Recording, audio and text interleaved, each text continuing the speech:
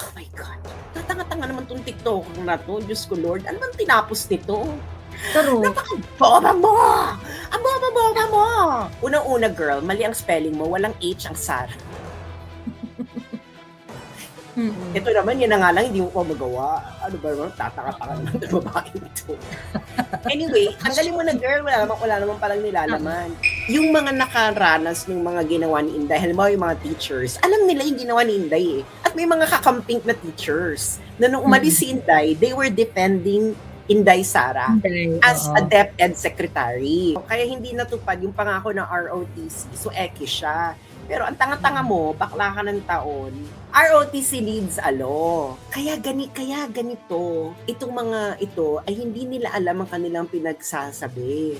Feeling ko ito bata pa to, no? Parang ano na parang mga nasa early 30s na, ganon. Mid-30s. Oo.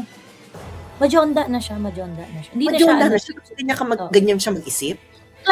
Classic pink.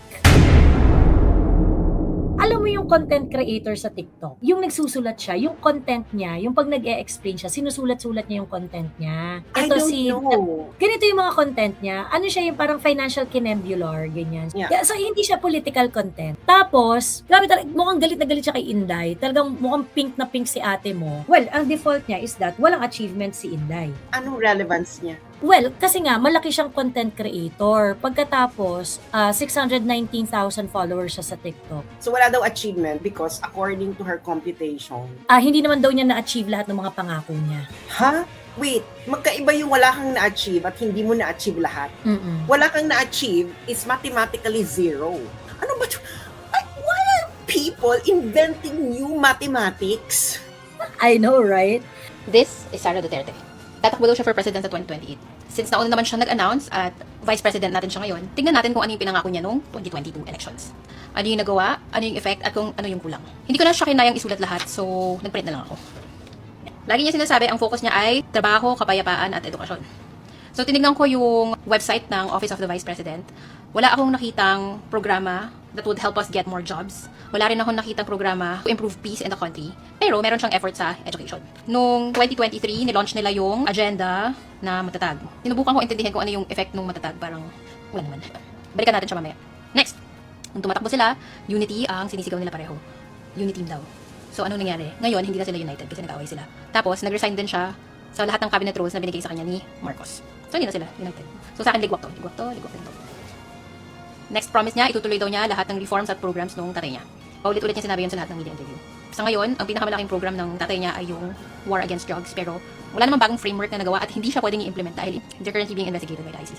So, liwak din yan. Balik tayo sa education. Sabi niya, nung Secretary of Education siya, i-improve daw niya yung quality of education. So, yun nga yung matatag agenda. Tapos, nag-launch siya ng libro niya, yung may ibon. Kaya lang, nung 2024, nag-resign siya. Tapos, kulang pa rin tayo sa teachers, kulang tayo sa classroom, mababa pa rin yung PISA scores natin, and may learning crisis pa rin sa Pilipinas. So, for me, ligwak to. Next, sabi niya, she will support mandatory ROTC. Pero hanggang ngayon, hindi pa rin siya fully implemented ni Sumay. So, ligwak. Balikan natin yung peace, pero naipilit niya sa education. When she was Secretary of Education, she wanted to integrate peace building into the curriculum. Tapos, nanghingi din siya ng confidential and intelligence funds. Itong promise na to, how would you measure it if effective siya or hindi? And kung i-integrate ba yung peace building sa curriculum, magkakaroon ba talaga ng peace sa bansang to? So, ligwak din. Then the last item, dapat pag nag-improve yung quality ng education, yung mga K-12 graduates ay makakahanap na ng trabaho pagkatapos ng pag-aaral. During her time as the VP, ang nakita ko lang ay media interviews where she would discuss the problem. Pero sa website mismo ng opisina niya, wala namang solusyon. Ina-acknowledge lang nila na problema nga ito, pero walang solusyon. So, bakit ito ginagawa? Gusto ko kayong turuan kung paano mag-evaluate ng candidate. Kung titingnan mo, parang ang sarap pakinggan. Trabaho, kapayapaan, edukasyon. Ang sarap pakinggan. Unity. Maging united tayo. Pero dapat mas malalim yung pag-iisip natin. Ano ang gagawin ng kandidato para mas dumami yung trabaho? Para mas maging mapayapa? Para umayos yung edukasyon? Kung nasa gobyerno na yung tumatakbo, ang susunod na tanong, ano na yung nagawa mo? Puro pangako ka lang ba? Magpapaloko ba ulit kayo? At nakakaloka dito. Kasi nga, syempre, yung reputation niya is, ay, mabusisi to sa numbers, mabusising misis ang dating niya eh. Alam mo kung sino man yung fintech na yan, Bex, makinig ka sa akin. Achievement is a continuous function. You cannot measure it discretely as binary 0 or 1. Okay? So what is a continuous function? It is measured by percentage. Sa Tagalog, mga bakla, sa Tagalog, ang pinagkaiba niyan is yung isa binary Either ang decision mo ay meron or wala. So, it's just like a bit in a computer. 0, 1, 0, 1, 0, 1. Pero in real life, an achievement is a continuous function. Ibig sabihin, ito na may mga decimal. 0, 0.1, 0.2, 0.3, 0.4, ganyan. So, that is what you call a continuous function. Now, if your assumption, baklang fintech, makinig ka sa akin, yung assumption mo na ang achievement can be measured through binary means of 0 or 1, meaning meron o wala, is mathematically incorrect. So your mathematical model is already flawed.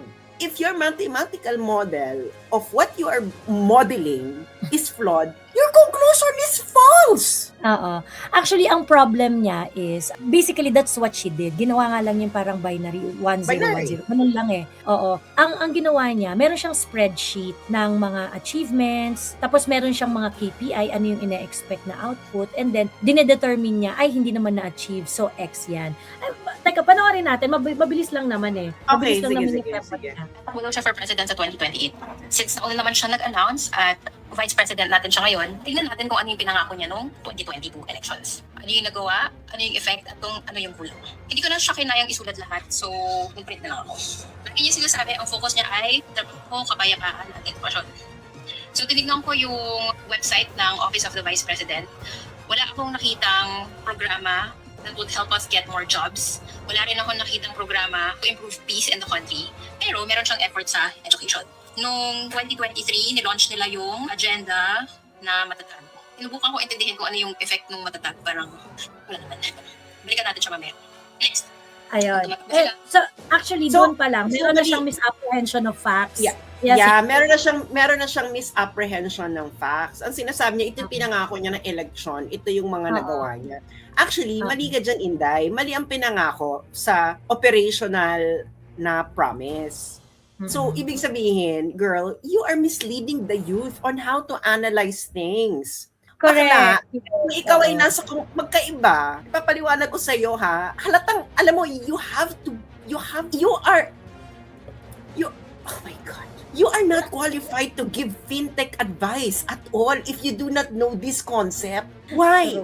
Because in every company, there is a difference between a vision and an operational plan. You cannot judge a company based on its vision. You need to judge it based on its operational plan. Because vision is broad. It's unmeasurable. Tatanga-tanga naman itong TikTok na to. Diyos ko Lord, ano man tinapos nito? Bakit naman fintech, Google School of Fintech. Alam mo yon? Girl, if you study business, no, you know these things. Right. You judge a business whether it achieves something based on its actual plan, operational plan. You cannot judge a business based on its mission vision. True. Napaka-boba mo! Ang boba mo! Okay, ito yung mga pinangako niya. Wala dito, hindi ko siya nakita. Kaya, X ito, hindi ko makita ang impact. Bakla, Bakla, ibig sabihin, hindi mo makita. Ibig sabihin, the problem is epistemological. Ginamit ko talaga epistemological. Bakla, ignorance that something is being done is not evidence that of absence. That's something. If you are ignorant, alam mo, pwede mo naman kasi girl sabihin na, ay, hindi ko alam. Kaya wala akong opinion. Pero, hindi mo po pwedeng sabihin na hindi mo alam, kasi sinabi niya, hindi ko alam ang ano niya ng impact. Kaya, X. Hindi mo pwedeng sabihin na hindi mo alam ang impact, hindi mo alam na kung may ginawa. Hindi ibig sabihin na walang ginawa. Hindi porket hindi mo alam, ibig sabihin wala na. Walang ginawa. Hindi ibig sabihin na hindi mo alam o wala kang alam, hindi mo maalam, or dahil wala sa website. Kita mo, your source is website. Ngayon, magbibigay ka ng assumption that the best evidence na may ginawa ay kung ano yung nakalagay sa website. Bakla, this is already data god. Ito na nga sinasabi ko sa mga camping, mga Google School of data analysis. At ito yung problem sa mga kakamping. Yung nagsastart na naman sila na hindi naman kayo nag-o-observe sa politics eh. Wala naman kayong alam. Hindi niyo naman sinundan yung mga policies ni Inday, yung mga ginawa ni Inday, paano niya in-approach yung mga problema, paano dumating ang mga problema sa kanya, when it comes to, which is crucial in determining on how she shape her policies or her decisions. Hindi niyo naman kasi sinubaybayan eh. Pagkatapos ngayon, ang dami-dami yung opinion, ang dami-dami yung pinagsasabi. 'Di ba? Yun yung problem. I mean, if you're going to criticize Inday, at least man lang, dapat alam ninyo kung ano yung nangyari. Oo. Actually, yung sinasabi niya na unang-una girl, mali ang spelling mo, walang H ang Sara. Mm-mm. Ito naman, yun na nga lang, hindi mo pa magawa. Ano ba naman, tataka-taka naman ng babae ito. Anyway, tanggalin mo na girl, wala naman palang nilalaman. Actually, maganda ng okay na ganyan yung mga dilaw na ignorante sila. Kasi, yung mga nakaranas ng mga ginawa ni Inday, halimbawa yung mga teachers, alam nila yung ginawa ni Inday eh. At may mga kakamping na teachers na nung umalis si Inday, they were defending Inday Sara as a DepEd secretary. So, kaya ngayon, kayong mga kakamping, ang laki ng problema ninyo because you have fellow kakampings na teachers. At sila, nung umalis si Inday Sara, they were actually defending Inday Sara as DepEd secretary. So nagkaroon na kayo ng hilwaan between the TikTok kakampings and the kakamping teachers. And between the two, wala kayong hata. Wala kayong ganyan. So ibig sabihin nalalagasan kayo ng mga tao because yung mga tao may imbiyer na sa inyo dahil nakikita ng mga teachers na nandoon kung anong ginawa ni Sara as a DepEd secretary. So, that's very, very incorrect. And, wala siya. Kung may makonvince siya, good for you. Pero that is, wala kang makukonvince na ganyan. Because unang-una, tanggalin mo na siya, girl, masyado ng ang playtime. Kasi this is an ignorant of realities, no?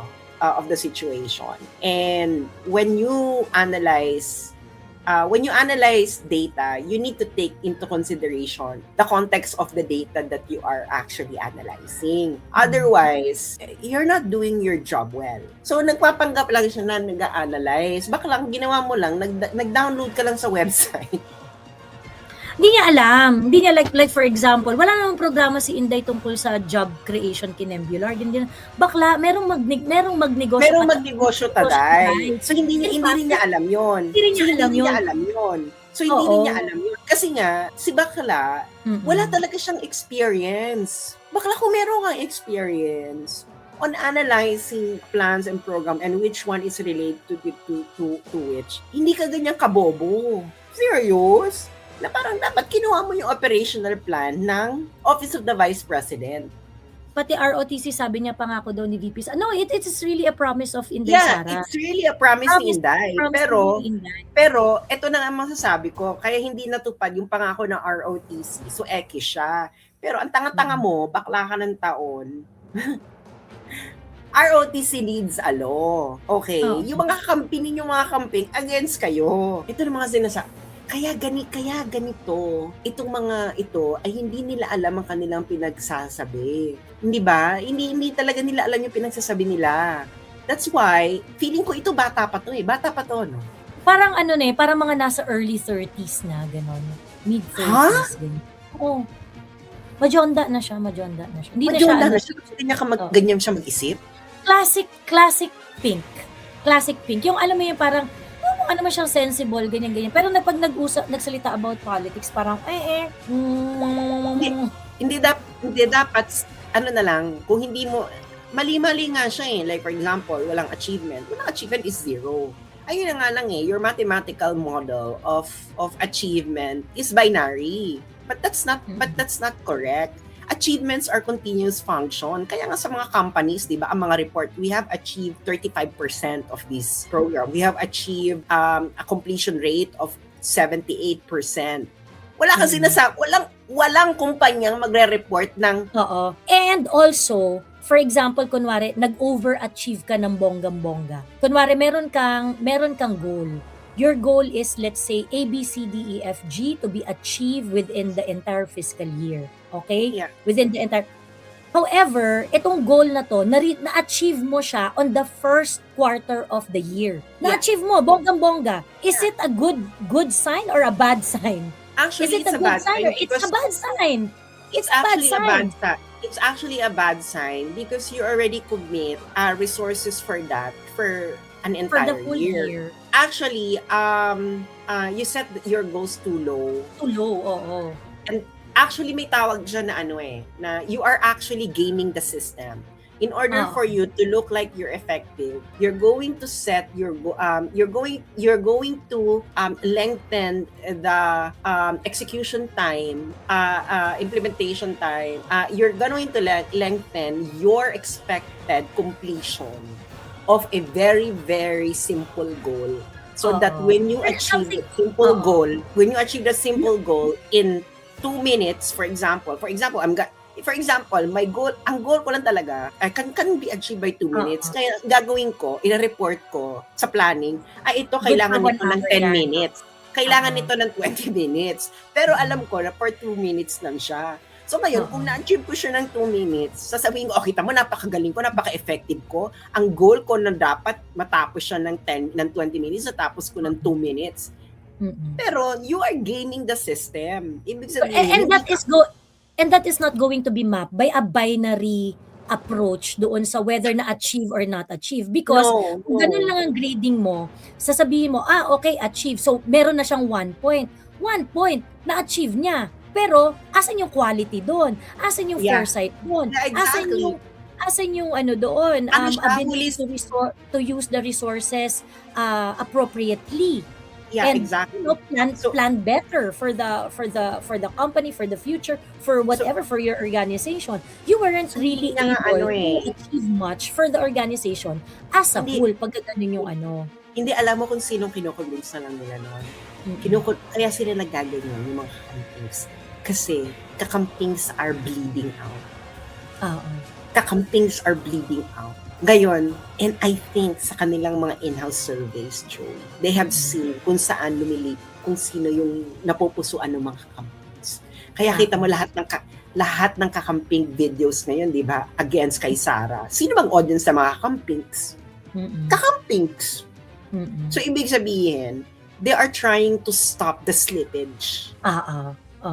Yan ang ginagawa nila. They're trying to stop the slippage. Yun lang yun. Yun lang yun. Kaya wala na silang pakialam, girl. They're not addressing us. They know that the DBS are solid. Ang ginagawa lang nila is they're addressing the bleeding out sa hanay nila. At of course, kung sino man yung mga undecided na mag-tip ng balance. Pero the thing is, hindi nga mangyayari yan. Kita mo, hindi siya marunong mag-performance review. Exactly. Yeah, hindi ganyan ang review. Kaya nga 'di ba? May yan, hindi yang all or nothing. Kaya nga yung ginagawa ni girl, panic mode. Kailangan nagbi-bleed out. I'm pretty sure nagbi-bleed out na ang mga campings. They're disintegrating from inside. And their internal surveys show na lumilipat kay Sara ang puso ng kanilang mga members.